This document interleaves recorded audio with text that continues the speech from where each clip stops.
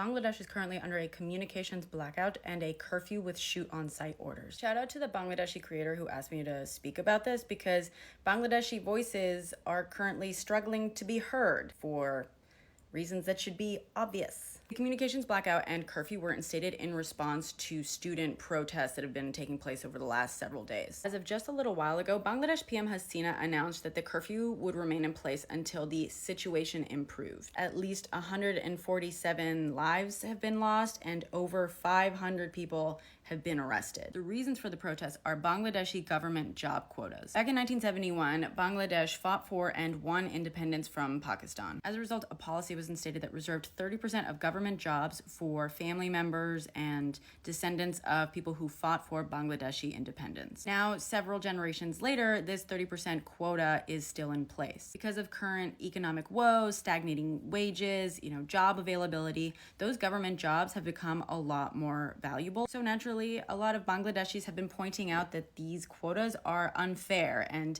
fighting for these jobs to become merit-based, which doesn't sound too crazy.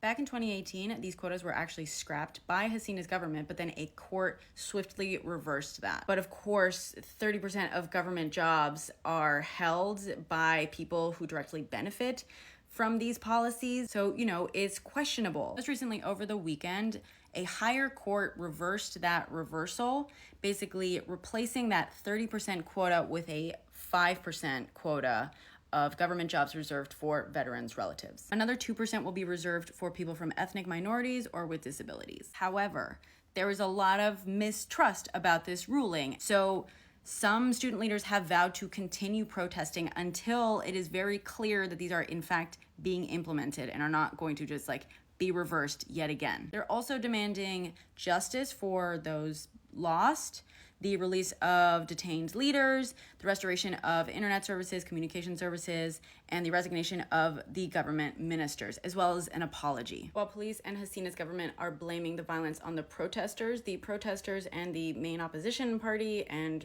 critics of Hasina are blaming the police, the government, and the Chhatra League, which is reportedly used to tamp down on protests, not just now, but for years. There are also stories coming out from Bangladeshi individuals reporting being interrogated and by police, which they, again, either do not comment on or completely deny. No matter what, we should probably all have eyes on Bangladesh right now as well.